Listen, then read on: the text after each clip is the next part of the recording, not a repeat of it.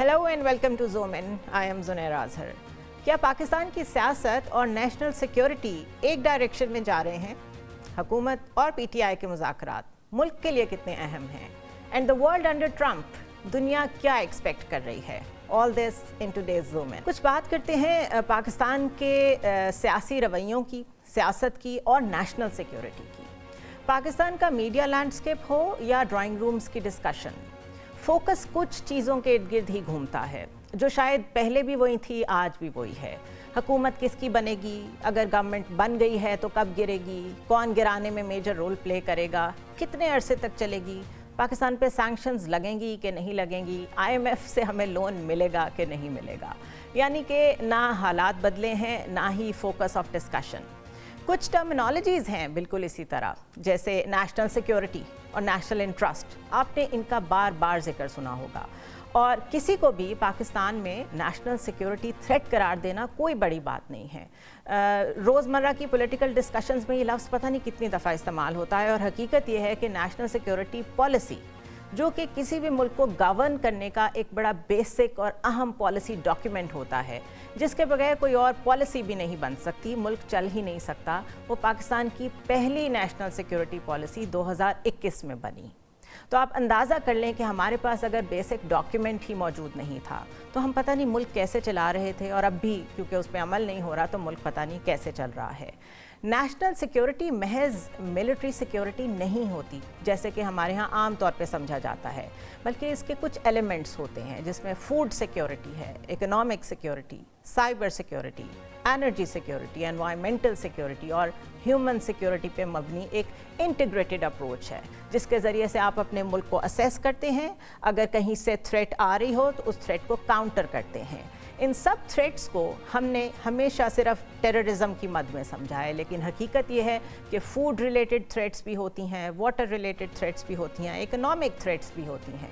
और ये policy document, जिसको मैं नेशनल सिक्योरिटी डॉक्यूमेंट कह रही हूँ, इसके ज़रिए से आप उन थ्रेट्स को एलिमिनेट करते हैं।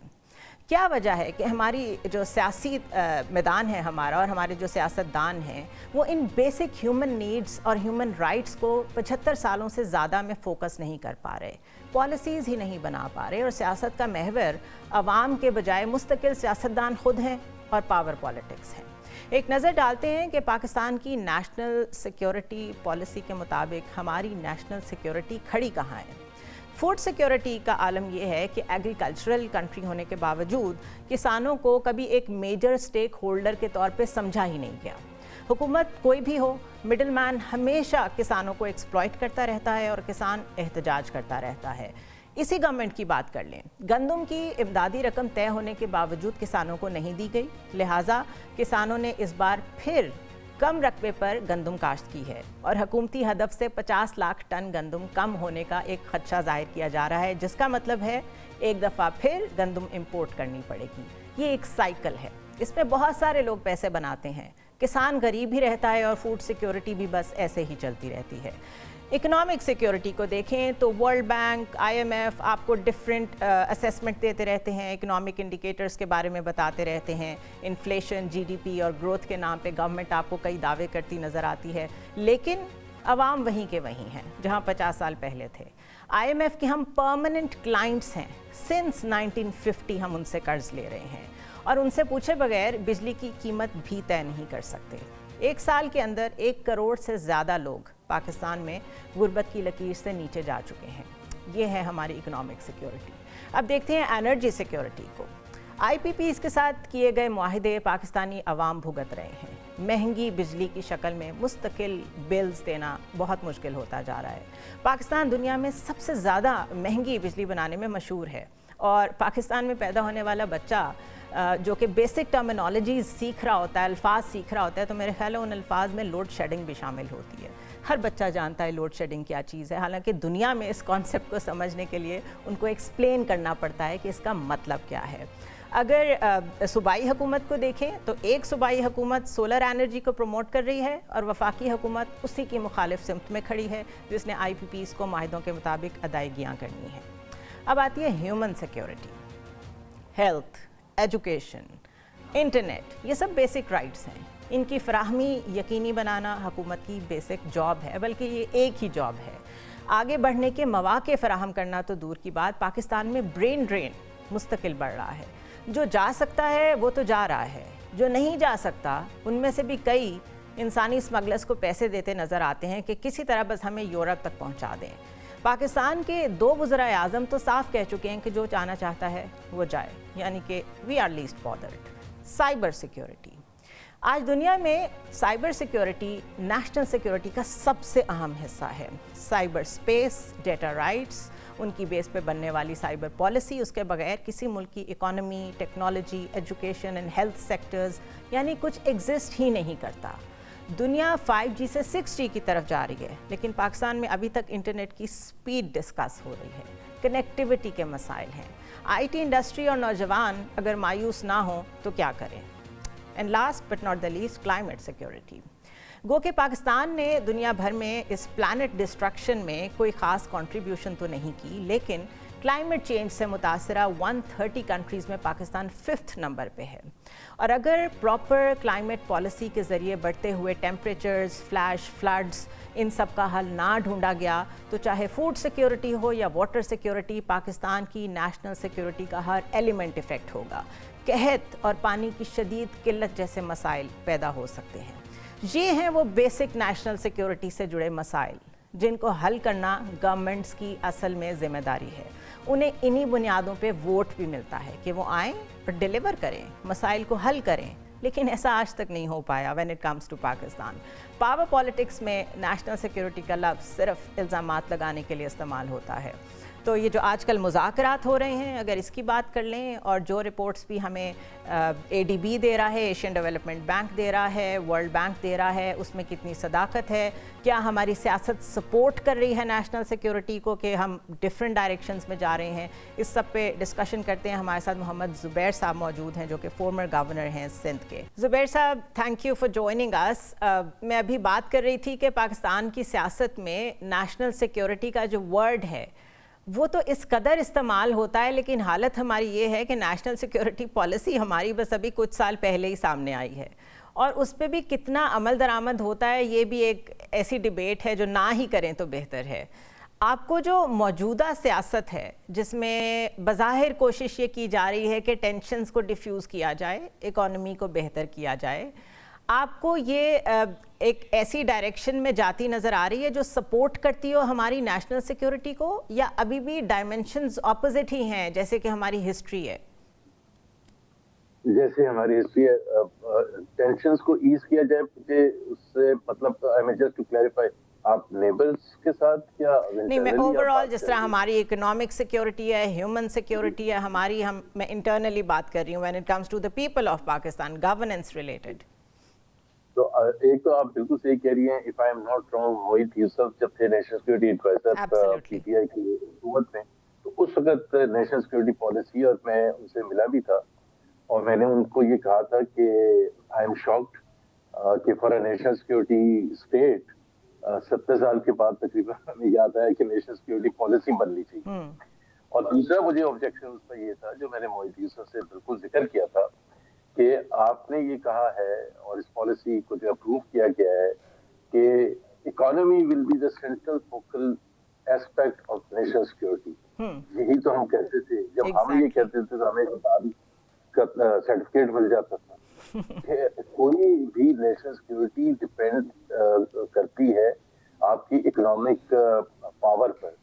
بلکہ ایک جیسا ایک 2 منزلہ گھر ہوتا ہے تو اس کا پہلی منزل جو ہوتی ہے، اسٹرکچر جو ہوتا ہے، وہ اکانومی ہوتی ہے، اس کے اوپر آپ کی سیکورٹی کھڑی ہوتی ہے. اگر نیچے کچھ بھی نہیں ہوگا تو گر جائے گی. جیسے ہم نے سوویت یونین کا کولیپس دیکھا تھا کہ when it came to that, a lot of American writers and policy makers have written کہ جی ہم یہی تو چاہتے تھے کہ انگیج جب ہم کر رہے تھے in the war of security, کہ جی ہم اتنے بم ہم نے بنا لیے، اتنے ہمارے پاس نیوکلیئر وار ہیڈز ہیں، اتنے میزائلز ہیں، and Soviet union was either one step ahead or competing, and that was the best way to make them collapse, not just Soviet Union but the entire Eastern Europe اور Iron Curtain گر گیا. تو یہ تو ہم نے ادھر سے سبق سیکھا تھا. اور اگر آپ میرے سے پوچھیں کہ آج کیا ہم بالکل اس پر مضبوطی سے کھڑے، تو بالکل بھی نہیں کھڑے. सिर्फ एक पॉलिसी लिखने से तो कुछ भी नहीं होता। अगर हम आज की इवेंट्स देखें, हमारे 2 प्रोविंस जो है वो तो बहुत ही ज्यादा खराब हालत है फ्रॉम सिक्योरिटी स्टैंड पॉइंट। अगर आप केपी को देखें और बलूचिस्तान को देखें, और हमारे पास अभी तक ये हमने तय नहीं किया कि उसका रिस्पॉन्स कैसे करना है। और पाकिस्तान में अनफॉर्चुनेटली जो माहौल है वो हम समझते हैं नेशनल सिक्योरिटी का एक ही तरीका है, और वो है पकड़ धकड़, डराना धमकाना।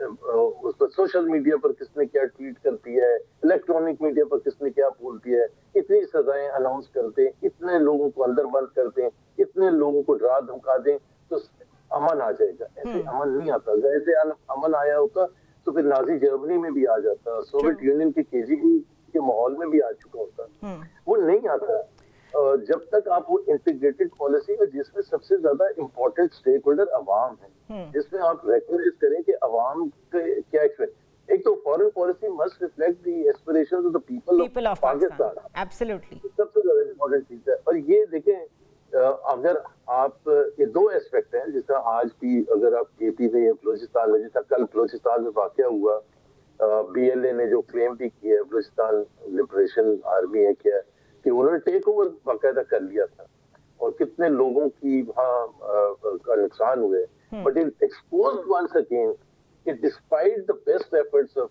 Military, despite the best efforts, and you have to give them that credit, they can't cover everything. क्योंकि थ्रेट स्पेक्ट्रम बढ़ता जा रहा है ना जुबैर साहब, बेसिक्स ठीक नहीं है बेसिकली। अब मैं मुज़ाकरात को भी जोड़ना चाहूँगी इससे। देखें, अगर इस वक्त मुज़ाकरात हो रहे हैं और उसमें मुस्तकिल स्पॉयलर्स भी हैं, सब कुछ हैं, और जब मुझसे कोई पूछता है कि आपको इस मुज़ाकरात से क्या उम्मीद है, तो आई ऑनेस्टली से कि मुझे ज़ीरो सम गेम लगती है।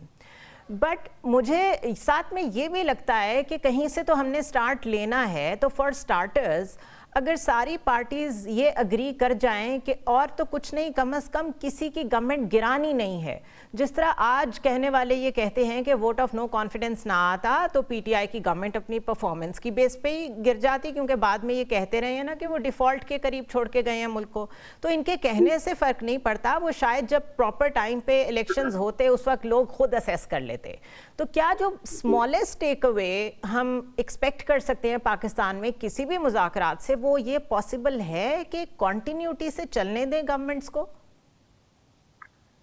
देखें, ये तो बड़ा एक मुश्किल सवाल है। सबसे ज्यादा एक तो पहले let me also agree with you कि जो बातचीत अभी हो रही है हुकूमत और पीटीआई के दरमियान, मेरा तो इसमें कोई यकीन नहीं है कि इससे कोई पाकिस्तान के कोई भी 1% भी मसला हल होगा। और मेरा ख्याल है कि जब वो फेल होंगे नेगोशिएशंस, जो मैं समझता हूँ फेल होंगे, तो उससे दूरियां और बढ़ेंगी, उससे टेंशन और बढ़ेगी, उससे खराबियां और आएंगी। बिकॉज वो ये भी होगा कि पीटीआई पर एक जो इल्जाम और काफी हद तक दुरुस्त इल्जाम लगता रहा है, नॉट जस्ट नाउ, बल्कि जब उनकी हुकूमत थी, इमरान खान का मौक़िफ़ था कि ये चोर हैं सब, इनके साथ तो मैं हाथ भी नहीं मिलाऊंगा। और फिर अभी जब आप इस हुकूमत मार्च में जो बनी उसके साथ भी आपने कहा कि हम बातचीत नहीं करेंगे, तो एक तो उनका एक वो जो उनके ऊपर वो प्रेशर था कि यार आप तो बैठते ही नहीं बातचीत करने के लिए, तो फिर आगे मसला कैसे हल होगा। Obviously the way to go to reach establishment is through Islamabad. Directly आप पिंडी नहीं जा सकते हैं। तो एक तो उनको भी पीटीआई को समझ आ गया, लेकिन हल जाहिर सी बात है। नाइस एग्री कि आप डायरेक्ट पिंडी नहीं जा सकते, आपको इस्लामाबाद से गुजर के जाना पड़ेगा। इसमें तो किसी को शक नहीं है। तो अगर पीटीआई को शक था कि जी नहीं हम डायरेक्टली पहुंच जाएंगे, वो शक दूर हो गया, उन्हें रास्ता समझ आ गया आपके ख्याल में? उनको समझ आ गई है, क्योंकि जाहिर सी बात है एस्टेब्लिशमेंट ने भी यही इशारा दिया थ्रू आउट दिस 8-9 मंथ्स कि भैया आप बात करें हुकूमत से, हमारे तक बात पहुंच जाएगी। अच्छा, लेकिन क्या बात करें जुबैर साहब, अगर आप भी ये कहते हैं कि मुझे लगता है ये फेल होंगे मुज़ाकरात, टेंशन्स और बढ़ेंगी, तो फिर ये बातचीत क्या कर रहे हैं बेसिकली? क्योंकि अगर तो वो ये कहते हैं कि बानी पीटीआई को रिलीज़ करें, तो वो तो उसका जवाब ये होता है कि वो तो क्रिमिनल केसेस हैं, उसके लिए तो हम कुछ नहीं कर सकते। असीरान को रहाई मेरा नहीं ख्याल गवर्नमेंट दे सकती है, उन पे भी केसेस ही हैं। और इसी तरह जुडिशल कमीशन, तो 26th अमेंडमेंट के बाद कौन सा जुडिशल कमीशन होगा जो सेटिस्फाई कर सकेगा पीटीआई को? सो क्या ये नॉन स्टार्टर्स हैं ये सारी चीज़ें? नॉन स्टार्टर्स हैं। आई थिंक पीटीआई की डिमांड्स ही मेरा ख्याल है ये डिमांड करना कि जी आप इस पर कमीशन बना दें 26 नवंबर को, लेट्स से कमीशन बना देते हैं, गवर्नमेंट एग्री कर जाती है और हाजिर सर्विस जो कॉन्स्टिट्यूशनल बेंच है उसके हाजिर सर्विस 4 जजेस को लगा देती है, उससे क्या आप एक्सपेक्ट कर रहे हैं कि वो ऐसा फैसला दें कि जो हुकूमत के अगेंस्ट होगा? कभी हो ही नहीं सकता। तो फिर पीटीआई क्या करेगा? फिर क्या कहेगा नहीं जी हमारे साथ तो फ्रॉड हो गया, इन्होंने गलत फैसले। So why are they putting up as a demand? वो तो उनको सिंपली बातचीत एक नुक्ते पर करनी चाहिए थी। If I was to advice PTI कि पहली चीज ये है कि हम पाकिस्तान के अवाम की खातिर ये बातचीत करने बैठे टेबल पर, डिस्पाइट द फैक्ट कि हम समझते हैं कि इस हुकूमत के पास मैंडेट नहीं है और ना ही इनके पास वो पावर्स हैं जो पूरी की जा सकती हैं, जो हमारी डिमांड्स हैं, जो पाकिस्तान के अवाम की डिमांड्स हैं। इस किस्म का नैरेटिव बिल्टअप करके वो जाते और हमारी एक ही डिमांड तो बहुत प्रो पीपल फेस भी रह जाता और साथ में डिमांड भी बहुत नेचुरल होती और वर्केबल होती। मेरे ख्याल है लोग भी अप्रिशिएट करते, even the people who do not support PTI वो भी करते, लेकिन ये रूट नहीं लिया पीटीआई ने, ये नहीं लिया। और उस पर भी आपको ये कहना चाहिए था कि हम समझते हैं कि पीटीआई ये खाते नहीं कि अवाम का मैंडेट छीना गया। हमें 8 फरवरी के हवाले से आप कन्विंस करें कि आप उसकी रेजोल्यूशन हुकूमत कैसे करेगी, क्योंकि एक जो कॉन्स्टिट्यूशनल प्रोविजन है कि 6 महीने में तमाम फैसले आ जाने चाहिए ट्रिब्यूनल्स के, वो तो नहीं हुए, 11 महीने हो चुके हैं। तो पीटीआई बड़ा अच्छा उनके पास बयानिया था कि अब 11 महीने होने के बाद कुछ तो ट्रिब्यूनल्स ने काम भी नहीं करना शुरू किया, तो वो अवाम का जो हक छीना गया हम उसके लिए बैठे और आप उसके इर्द गिर्द ही सब कुछ घूमता फिर, और वो डिमांड हुकूमत कभी मान ही नहीं सकती। जुबैर साहब एक और भी आपकी बात को आगे बढ़ा रही हूँ मैं, एक और स्टांस भी हो सकता था कि ट्रिब्यूनल्स पे जोर देना शुरू कर देते और साथ एक बड़ी फाल ऑपोजिशन का रोल प्ले करना शुरू कर देते। ये जो तकरीरें होती हैं, फायरी स्पीचेस, वो सारी एक रेट्रिक के इर्द गिर्द जो घूमती हैं, अगर वो मसाइल के इर्द गिर्द डिबेट होनी शुरू हो जाए, लोगों को ये नजर आए कि पीटीआई तो actually let's say policy level पे, इशू लेवल पे टफ टाइम दे रही है पार्लियामेंट में गवर्नमेंट को, तो वो भी एक बहुत जबरदस्त मेरे ख्याल है रेट्रिक हो सकता था। एब्सोल्युटली देखें जो इकोनॉमिक इश्यूज हैं, for example exactly economic issues पर पीटीआई की जो लीडरशिप है वो बिल्कुल खामोश है। वाई उसके कि जब वो नेशनल असेंबली से बाहर निकले तो वो मेरा यूथ ने, ये शिबली फराज ने कि हम नहीं देते, बड़ी खराब हालात हैं, बट एक संजीदगी के साथ आपने कभी सुने कॉन्फ्रेंस के ये बजट में जो प्रॉब्लम्स आ रहे हैं, जो आईएमएफ के साथ हमारे इश्यूज हैं, थ्रेट पे, this is the party waiting in power, this is the party जो क्लेम करती है, सही क्लेम करती है कि हम सबसे ज्यादा लोगों को रिप्रेजेंट करते हैं। उनका कौन इकोनॉमिक की इस वक्त आप मुझे बता दें, एक नाम बता दें जो कि नजर आता है। एक जमाने में हमाद अजहर थे, वो नहीं आते सामने, असद उमर थे, वो छोड़ चुके हैं, शौकत तरीन थे, वो छोड़ चुके हैं।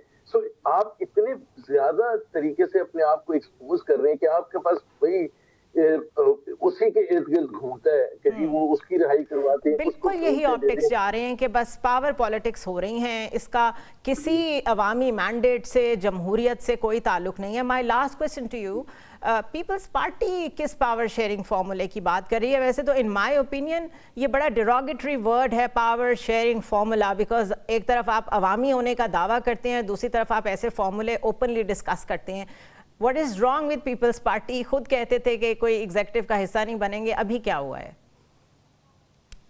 People's Party is having the best out of the present system. ना ही वो उनके ऊपर कोई अकाउंटेबिलिटी की तलवार है कि जी उनको अवाम के पास जवाबदेह होगा। वो बड़ी अच्छी सियासत करते हैं, तनकीद करते हैं, तो बाद के PMLN की जो पॉलिसीज हैं, जो इकोनॉमिक इश्यूज अवाम फेस कर रहे हैं, अपने आप को बिल्कुल डिस्टेंस करते हैं और अच्छे तरीके से डिस्टेंस करते हैं तनकीद करते हुए। और दूसरी तरफ पावर के मजे भी ले रहे हैं, उनके पास तमाम कॉन्स्टिट्यूशनल ओहदे मौजूद हैं और उनके पास रसाई है प्राइम मिनिस्टर तक और तमाम वज़रा पर के साथ के जो उनके जो काम होते हैं ना, जो 1-2 लेवल के काम होते हैं, एक जो छोटे मोटे काम होते हैं ना, दाखिले के और नौकरी के और लोगों को फैसिलिटीज प्रोवाइड करने जो उनके हल्के के होते हैं, वो तमाम काम वो निकलवा लेते हैं और ज्यादा अच्छे तरीके से निकलवाते हैं। PMLN के MNA से अगर आप पूछेंगी तो वो कहेंगे कि हमारी तो बात ही नहीं कोई सुनता, लेकिन तो टाइम ही नहीं मिलता मिलने का किससे। एब्सोल्युटली को आप नाराज नहीं कर सकते ना। हाँ, उधर PMLN का तो बस नहीं चलता नॉर्मल MNA का, So they are having a field day. उनके लिए कोई issue नहीं है. They want कि ये system भी चलता रहे and position Bilawal as the next Prime Minister. And most people, I think, most people consider कि compared to Shehbaz Sharif, Bilawal is a far better. मतलब इंटेलेक्ट भी उनका ज्यादा अच्छा है, और जो है आई एम 100% श्योर, मैं तो कह सकता हूँ. और उनकी जो इंसाइट है into history, into foreign policy, into economics, training तो उनकी हो गई है. I think he is ready. तो मसल फ्लेक्सिंग समझ में आती है. ट्रेनिंग लेके आना चाहिए था. Thank you so much Zubair साहब फॉर जॉइनिंग अस. सो यही वो डिबेट थी जो मैं एग्जैक्टली जनरेट करना चाह रही थी कि रिक्वायरमेंट क्या है मुल्क की, और मुज़ाकरात और सियासत किस डायरेक्शन में है. यकीनन दे आर ऑपोजिट पोल्स, और इसमें अपने अपने इंटरेस्ट सारे फॉलो कर रहे हैं. नेशनल इंटरेस्ट कोई फॉलो नहीं कर रहा. ब्रेक की तरफ जाएंगे और फिर एक दफ़ा फिर मुज़ाकरात की एक डिफरेंट डायमेंशन को डिस्कस करेंगे जब वापस आएंगे. तो स्टे ट्यून्ड.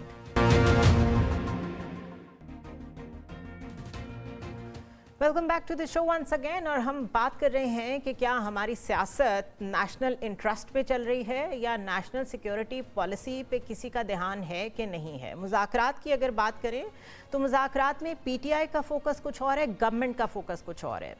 क्या ये पॉसिबल है कि एक दफ़ा ये तय कर लिया जाए कि तहरीक इंसाफ भी और इस वक्त की गवर्नमेंट भी एक दूसरे को इस बात पे कायल कर लें कि एक दूसरे को गवर्नेंस के लिए स्पेस दें, एक दूसरे को ऑपोजिशन के लिए स्पेस दें, और तकरीबन अगर 5 साल का ही टाइम लगना है एक गवर्नमेंट को अपना टाइम पूरा करने में, तो गवर्नमेंट्स अपना टाइम पूरा करें. ये जो एक कॉन्टीन्यूस सूरत हाल है जिसमें गवर्नमेंट्स गिराई जा रही होती हैं, उनके गिरने का इंतज़ार किया जा रहा होता है, इस टग ऑफ वॉर को रोक लिया जाए and in the interest of national interest ये बात आपस में कंसेंसस के साथ रिजॉल्व कर ली जाए कि हम एक दूसरे की गवर्नमेंट नहीं गिराएंगे. क्या ये पॉसिबल है या ये कोई बहुत बड़ी बात है? ऐसा नहीं सोचा जा सकता. पावर पॉलिटिक्स जो हैं वो राइडर क्लॉज है इस सारे मामले में. डिस्कस करते हैं पीटीआई का वर्जन क्या है इस हवाले से. हमारे साथ अबूज़र सलमान न्याजी मौजूद हैं जो कि पीटीआई कोर कमेटी का बड़ा इंटीग्रल हिस्सा हैं. बहुत शुक्रिया अबूज़र हमें ज्वाइन करने के लिए. अबूज़र साहब, ऑफ कोर्स आजकल आपके साथ सारी डिस्कशन जहाँ भी होती होगी मुज़ाकरात ओरिएंटेड ही होती होगी. मैं थोड़ा सा wider view of the things ले रही हूँ, बिकॉज़ ये बात दुरुस्त है कि पाकिस्तान की सबसे पॉपुलर जमात है पीटीआई, और बिकॉज़ ये बात दुरुस्त है कि बानी पीटीआई शायद इस वक्त सबसे बड़े लीडर भी हैं पाकिस्तान में सियासी. तो अगर एक ग्रैंड चीज़ों का व्यू लिया जाए जिसमें हमारी जो एक होलिस्टिक अप्रोच टूवर्ड्स के इस मुल्क ने जाना किस तरफ है, हमने मुस्तकिल विटनेस किया है गवर्नमेंट्स गिराई जाती हैं, कोई टेन्योर नहीं पूरा कर पाता, और फिर हर एक के पास ये बहाना लेट्स से रह जाता है कि जी हमें तो पूरा टाइम ही नहीं दिया गया, इसलिए ये हो गया, हम तो पता नहीं क्या क्या करने वाले थे मुल्क के लिए. ये एक कंटिन्यूस साइकिल है जिसमें हम फंसे हुए हैं. अभी जो मुज़ाकरात हो रहे हैं ये कितने स्पेसिफिक हैं और कितने ग्रैंड हैं कि इसमें कितना ये सोचा जा रहा है कि मुल्क के लिए क्या बेहतर है? आप कैसे देख रहे हैं इसको? देखें जुनैरा, आपका सवाल बिल्कुल अप्रोप्रिएट और पर्टिनेंट भी है. इसमें देखें हमें एक तो ये जो आपका सवाल है, plus it's a very wide and exhaustive question. देखें इसमें सिंस पाकिस्तान इस्टेब्लिशमेंट इन 1947 से ज़ाहिरी बात है इस मुल्क में पहले तो कॉन्स्टिट्यूशनल क्राइसिस रहा, फिर बांग्लादेश का इशू आया, सारा कुछ आया, लेकिन एक चीज़ जो है वो कांस्टेंट है. वो ये चीज़ कांस्टेंट है कि जो इस मुल्क के अंदर रूल ऑफ लॉ है वो एक पाइप ड्रीम ही रहा है. और उसकी बेसिक वजह ये है कि जो पाकिस्तान का जो कॉन्स्टिट्यूशन है हमने उसको कभी एज अ डॉक्यूमेंट वैसे नहीं लिया जिस तरह जो मॉडर्न डेमोक्रेसीज हैं, जो डेवलप्ड डेमोक्रेसीज हैं, उसमें जिस तरह उसको लिया जाता है. हमारे यहाँ कॉन्स्टिट्यूशन को as a piece of paper भी ट्रीट किया गया कि बस एक पीस ऑफ पेपर है, ठीक है, वायलेट होता है, सस्पेंड होता है, उसकी कोई रेपरकशंस नहीं होंगी. थोड़ी सी मुशर्रफ साहब ने फेस की अपने टाइम पे उसका जो हाई ट्रेजन ट्रायल हुआ. अदरवाइज़ अभी भी आज भी कॉन्स्टिट्यूशन ऑन पेपर तो हमारा बहुत खूबसूरत है, उसमें सारे आर्टिकल्स हैं, बुनियादी हकूक़ हैं, डिस्क्रिमिनेशन के ख़िलाफ़ प्रोटेक्शन है, इदारों की लिमिट्स डिफाइंड है, हर चीज़ है.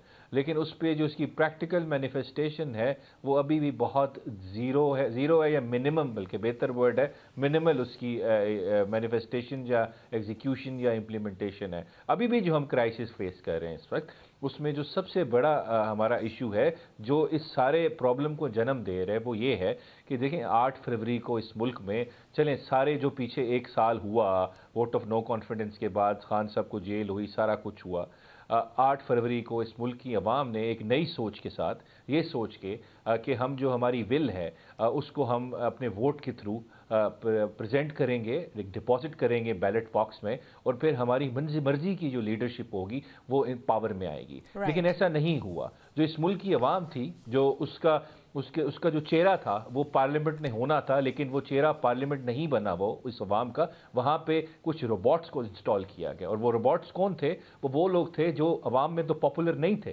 لیکن ان کو فارم 45 کو جو رزلٹ ہوتا ہے الیکشن ایکٹ میں اس کو اگنور کر کے ایک فارم 47 کا سمپل پرنٹ آؤٹ نکالا گیا اور ریزلٹس کو بالکل چینج کر دیا گیا. ایک 17 سیٹیں لینے والی جماعت کو سائیکلک ٹینڈنسی ہے کہ آپ کو مینڈیٹ چلیں پہلے دن ہی نہیں ملا، لیکن اس سے پہلے بھی جن کو مینڈیٹ ملتا رہا ہے ان کے ساتھ بھی ایک ہسٹری اٹیچڈ ہے. تو نتیجہ یہ نکل رہا ہے کہ ہم ایک زیرو سم گیم میں گھومے جا رہے ہیں.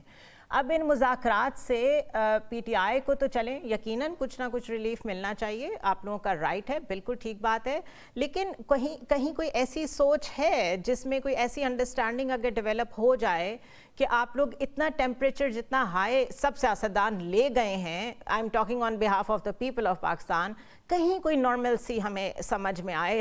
آلدو میرے سامنے شوکت یوسف زئی کی سٹیٹمنٹ ہے کہ جو تیسرا دور ہے مذاکرات کا وہ پروبیبلی آخری ہوگا، لیکن کیا کوئی پولیٹیکل ریکنسیلیشن پاسبل ہے؟ دیکھیں زنیرہ، جو میں آگے آ رہا تھا نا، میں اسی سوال کا بھی جواب ہی ساتھ ہی دے رہا تھا آپ کے.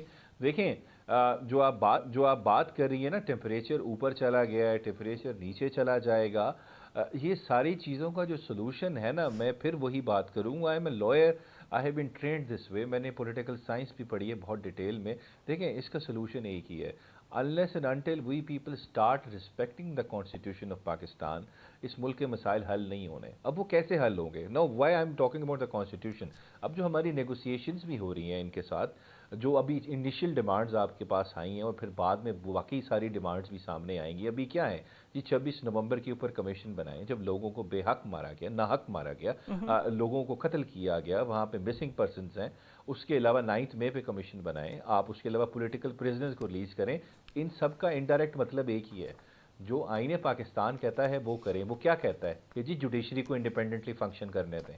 کیوں؟ کیونکہ جوڈیشری کو جو آپ نے اس کے اندر انٹرفیرنس کی ہے، اس کے اوپر آپ نے قبضہ کیا ہے ایگزیکٹو ڈومیننس کی شیپ میں. 26 آئینی ترمیم ہو گئی، باقی آپ کی جو انٹرفیرنس ہے ان لافل، انفارمل، اس کی وجہ سے کیا ہو رہا ہے؟ اس کی وجہ سے یہ ہو رہا ہے کہ پاکستان تحریک انصاف کی جو لیڈرشپ ہے، اس کے ورکر سپورٹرز ہیں، ان کی انجسٹیفائڈ انکارسریشن ہے، جس کی فارم کیا ہے؟ عمران خان صاحب پچھلے 600 دن سے جیل میں ہیں، ان کو فریولس کیسز میں آپ نے بند کیا ہے. شاہ محمود قریشی صاحب ہو گئے، یاسمین راشد صاحب ہو گئی، باقی ہمارے لیڈرشپ سارے لوگ جو ہیں وہ اس کو رکنا پڑے گا. یہ اس کا وجہ کیا ہے؟ It's abuse of power plus attack on judiciary, assault on judiciary, جس کی وجہ سے انٹرفیئرنس کی وجہ سے یہ اس کا رزلٹ ہے، اس کا کانسیکوینس ہے. So this has to stop unless you start respecting the rule of law. یا آپ قانون کی عزت کریں گے تو یہ سارے مسئلے حل ہو جائیں گے. اور ایک آخری بات اس میں دیکھیں، یہ اس کا وجہ کیا ہے؟ کیونکہ اس جوڈیشل الیکٹورل پولیٹیکل پروسیس کے اندر آپ کے ملک میں ایگزیکٹو کے اندر انٹرفیئرنس ہے اسٹیبلشمنٹ کی. This interference has to stop. وہ اگر انٹرفیئرنس ہوتی ہے، definitely pointing out all the right things here. اور ان پرنسپل واقعی آپ بالکل ٹھیک کہہ رہے ہیں. صرف پوائنٹ آف ویو کا فرق یہ ہے کہ میں جو کویسچنس پٹ کر رہی ہوں، میں جو چیزیں آن گراؤنڈ ہیں ریئلسٹکلی میں صرف ان میں سے دیکھ رہی ہوں کہ کیا ٹیک اوے بیسٹ ہو سکتا ہے. یہ بتائیے کہ آج اڈیالہ جیل کے باہر علیمہ خان صاحبہ نے جو میڈیا ٹاک کی ہے، اس پہ انہوں نے مینشن کیا ہے کہ ہمارے پاس کوئی راستہ نہیں بچا، تو ہم اپنے کیسز کو انٹرنیشنلی بھی اب لے کے جائیں گے. We are signatories to many international bodies. Yes we are, but یہ کیسے ہوگا؟ مطلب کیا آپ انٹرنیشنل کورٹ آف جسٹس کی بات کر رہے ہیں؟ کن سگنیٹریز، کہاں پہ ہم ایسے سگنیٹریز ہیں جہاں ہمارے اس طرح کے میٹرز انٹرنیشنلی ریزالو ہوں؟ اچھا دیکھیں، کیونکہ سنس the 26th amendment کی پرسوئنٹ جوڈیشری جو ہے اس پہ کافی حد تک ایگزیکٹو ڈومیننس آ گئی ہے. تو ایکسپیکٹ کرنا کہ جوڈیشری انصاف کرے گی، بے شک شاید کوئی ججز جو ہیں وہ بہت انڈیپینڈنٹ ہوتے ہیں، وہ کر جاتے ہیں، لیکن اوور آل جوڈیشری کے اوپر ایگزیکٹو کیپچر آ چکا ہے. سو میری نظر میں اس وقت اگر ہمیں لگا کہ وہاں ہماری بات نہیں بن رہی تو دیکھیں پاکستان نے آپ نے خود ہی بات کر لی, کچھ انٹرنیشنل ٹریٹیز سائن کی ہوئی ہیں, کچھ بھی نہیں بلکہ کافی زیادہ کی ہوئی ہیں, جیسے international convention on civil and political rights ہو گیا, پھر اس کے بعد UNDHR جو ہمارا ہے اس کے ہم سگنیٹری ہیں because we are members of the UN. اس کے علاوہ بہت ساری ٹریٹیز ہیں. اس میں کیا ہوتا ہے, once you sign a treaty, ایک اسٹیٹ جب سائن کرتی ہے, ایک civilised state democratic state UN کی ممبر ہے, جب اس کو وہ سائن کرتی ہے اسٹیٹ, پھر اس کو ریٹیفائی کرتی ہے, تو جو وہ لا ہوتا ہے that becomes law of the land. تو دیٹ جس طرح آپ کے پاس کانسٹیٹیوشن امپلیمنٹ کرنے کی آپ کی ڈیوٹی obligation ہے, اسی طرح انٹرنیشنل لا کے بھی تابع ہو جاتے ہیں. I get it. But مطلب وہاں پہ آپ لوگ پاکستان کا کیا کیس پریزنٹ کریں گے؟ اور I fail to understand while we are witnessing a world جہاں پہ جینوسائڈ ہو رہی ہے, جہاں پہ نتن یاہو کے وارنٹس نکلے ہوئے ہیں, nobody is bothered, وہاں پہ پاکستان اپنا کیس لے کے جاتا ہے کسی انٹرنیشنل باڈی میں اور کوئی وہاں سے ڈیسیجن آتا ہے اور وہ پاکستان پہ امپلیمنٹ ہو جائے گا. یہ کوئی بہت زیادہ فار فیچڈ آئیڈیا نہیں ہے؟ دیکھیں میں اس چیز کا تو ہمیں پتہ ہی نہیں ہے نا, خان صاحب یہی بات کرتے ہیں, ریزلٹس کی پرواہ نہیں کرنے, all you have to do is you have to try. تو کوشش تو آپ نے کرنی ہے. اور جہاں تک بات ہے, دیکھیں ایسی بات نہیں ہے, جب انٹرنیشنل ورلڈ میں جب آپ کو ہیومن رائٹس کی وائلیشنز کرتے ہیں, جب وہاں بات ہوتی ہے, ظاہری بات ہے اسٹیٹ پہ سوال اٹھتے ہیں, تو اسٹیٹ پریشان اس میں ہوتی ہے اور جواب دہ بھی ہوتی ہے حکومت جو ہوتی ہے. اب جیسے آپ نے دیکھا ابھی آرٹیکل 14 تھا ICCPR کا, جو میں جس کا ذکر کیا, وہ کہتا ہے کہ ہر شہری کا حق ہے right to fair trial and public trial.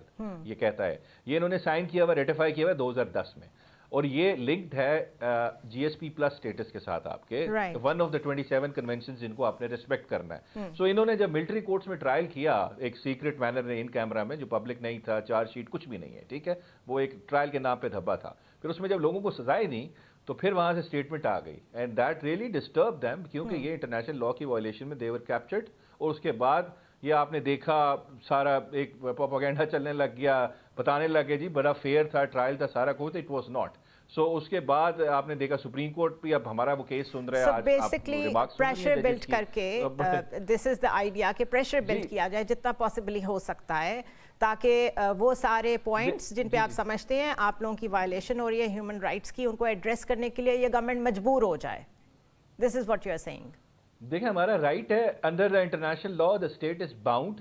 It is a right of the citizens of Pakistan to be treated in accordance with the law of the land and also the international treaties which have been signed by the government of Pakistan. And because after signing the law of international law treaty, it becomes law of the land of that country. So these are the actually this is actually law of the land of Pakistan. جو ہم کہہ رہے ہیں کہ اگر violation ہے تو جو فورم ہوگا وہاں پہ جائیں گے, وہ بہت سارے فورمز ہیں آپ کے پاس, ہم جائیں گے. لیکن ابھی ہم دیکھ رہے ہیں, ہمیں امید ہے جوڈیشری سے ہمیں ادھر لوکل انصاف مل جائے تاکہ ہمیں باہر نہیں جانا پڑے, لیکن آپشنز ہم ایکسرسائز ضرور کریں گے, جہاں جہاں ہمیں فورم ملے گا لا کے تحت, قانون کے تحت, ہم وہاں پہ جائیں گے. تھینک یو سو مچ ابو ذر سلمان نیازی صاحب فار جوائننگ اس. میرا خیال ہے کہ کچھ بھی نہیں بدلا. دا ویری اسٹیٹمنٹ کہ ہم انٹرنیشنل لا کو سمجھتے ہیں وہ لا آف دا لینڈ ہے اور ہم پریشر بلڈ کریں گے, کوشش ضرور کریں گے. اس کوشش میں ملک کتنا ڈیفیم ہوگا, کتنا ڈی اسٹیبلائز فردر ہوگا, میرے خیال ہے nobody is thinking about that. اور this was the whole point around this discussion کہ ہر کوئی اپنے بارے میں سوچ رہا ہے, ملک کے بارے میں کوئی نہیں سوچ رہا. although the cover used for every discussion is national interest and national security.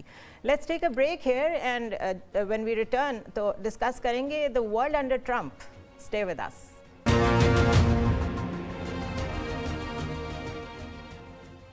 Welcome to Zoom In once again. Discuss کرتے ہیں کہ ورلڈ انڈر ٹرمپ کیسی ہوگی. آج نیو یارک کی ایک عدالت میں ان کو انکنڈیشنلی بری کر دیا گیا اس کیس میں جس میں وہ 35 ٹائمز کنوکٹڈ تھے. اور ایسا کیوں کیا گیا, اس کی وجہ پروسیکیوٹرز نے جو وہاں پہ ایکسپلین کی وہ یہ تھی کہ ہم امریکن پریزیڈنٹ آفس کا احترام کرتے ہیں, ہم نہیں چاہتے کوئی سزا یافتہ پریزیڈنٹ وہاں پر جائے اور سزا بھگتے. This is how they have honoured their president elect. But مسئلہ یہ ہے کہ پریزیڈنٹ الیکٹ ٹرمپ جو کہ بہت سارے ایسے وعدے کر کے یہاں تک پہنچے ہیں جس میں پیس بہت انٹیگرل پارٹ تھا, وہ آگے کیا کرنے جا رہے ہیں, it is very unpredictable. Joe Biden کی پالیسیز سے انٹرنلی اور ایکسٹرنلی جو ایلیمنٹس سامنے آ رہے تھے وہ لوگوں کو ناراض کر رہے تھے. جو بائیڈن سے لوگ اسپیشلی غازہ وار کو لے کے خوش نہیں تھے, اس لیے جو ٹرمپ کی پولیٹیکل کیمپین تھی اس کا جو کور آئیڈیا تھا وہ یہی تھا کہ وہ جنگوں کا خاتمہ کریں گے. انہوں نے اپنے آپ کو اینٹی وار اور پرو پیس بنا کے پیش کیا. چاہے غزہ جنگ ہو یا یوکرین, انہوں نے ووٹرز کے سامنے یہ چیز ریئلائز کروائی کہ وہ دنیا میں امن لانا چاہتے ہیں, اور امریکن اسٹیبلشمنٹ ان کو اسی لیے ٹارگٹ کر رہی ہے کیونکہ ان کے آنے سے وار انڈسٹری بند ہو جائے گی. امریکن اسٹیٹ مشیگن, جہاں سب سے زیادہ عرب امریکنز ہیں اور وہ ایک سوئنگ اسٹیٹ بھی تھی, اس کا بڑا رول تھا اس الیکشن کو جتوانے میں. وہاں پہ اسپیشلی غزہ کی امن ڈیل کا نام لے کے اور لیبنن کا نام لے کے انہوں نے وعدہ کیا تھا کہ you deserve the peace. Biden حکومت سے مایوسی اور ٹرمپ کے وعدوں پہ اعتبار کرتے ہوئے لوگوں نے ووٹ تو دے دیا, لیکن اب کوشچن یہ ہے کہ از ہی دا رائٹ چوائس, کیونکہ اب ان کے عزائم مختلف نظر آ رہے ہیں. اب جب وہ امریکی صدر کے طور پہ اوتھ لینے میں صرف کوئی 10 دن کے فاصلے پہ ہیں, تو انہوں نے ایک پریس کانفرنس کی ہے جس نے دنیا میں ہلچل مچا دی ہے. ان کا یہ کہنا تھا کہ وہ ایک مروجہ سفارتکاری کو روندیں گے اور ایک نیا چیلنج پیش کریں گے, ایک نیو امریکہ پیش کریں گے. انہوں نے حماس کو باقاعدہ یہ دھمکی دی کہ بہتر ہوگا کہ ان کے اوتھ لینے تک سب پریزنرز کو ریلیز کر دیا جائے, ورنہ انہوں نے کہا میں علاقے کو جہنم بنا دوں گا. سیریا کی بات ہوئی تو انہوں نے کہا کہ امریکن انٹرونشن کے بارے میں زیادہ بات نہیں کروں گا کیونکہ یہ ہماری ملٹری اسٹریٹجی کا حصہ ہے. رشیا اور یوکرین وار پہ بات کرتے ہوئے انہوں نے نیٹو کو نشانہ بنایا اور کہا کہ یوکرین کو نیٹو کا حصہ نہیں بننے دیں گے, یعنی کہ وہ چیز جو کہ کب سے نیٹو چاہ رہی تھی اور جو بائیڈن ایڈمنسٹریشن اس کو سپورٹ دے رہی تھی, اس کی مخالفت کی. کینیڈا کو اگر دیکھیں تو اس کی سرحد کو ایک آرٹیفیشل لائن قرار دے دیا اور اس کو امریکہ کی 51st اسٹیٹ بننے کا بھی کہا, اور یہ بھی کہہ ڈالا کہ اگر اس کے لیے انہیں کوئی معاشی طاقت کا یعنی کہ ٹیرفز کا, سینکشنز کا بھی استعمال کرنا پڑا تو وہ کریں گے. اسی پریس کانفرنس پہ انہوں نے پینما کینال کو اور گرین لینڈ کو یو ایس کی نیشنل سیکیورٹی کے لیے بہت ضروری قرار دیا. ایک موقع پہ تو گرین لینڈ کو خریدنے کی پیشکش کی اور پھر یہ بھی کہا کہ اگر ضرورت پڑی تو ملٹری انٹرونشن بھی کریں گے. ان سب پوائنٹس کو کلیکٹیولی دیکھیں تو جو بات سمجھ میں آتی ہے وہ یہ ہے کہ ٹرمپ جو سارے مقدمات کو روند کے یہاں تک پہنچے ہیں, جن پہ ووٹرز نے یہ سوچ کے اعتبار کیا کہ وہ امن لے کے آئیں گے, پیس ایمبیسڈر بنیں گے, وہ شاید کچھ اور کرنے جا رہے ہیں. It is very difficult to product کہ آنے والی ورلڈ انڈر ٹرمپ کیسے ہوگی. I'll see you tomorrow.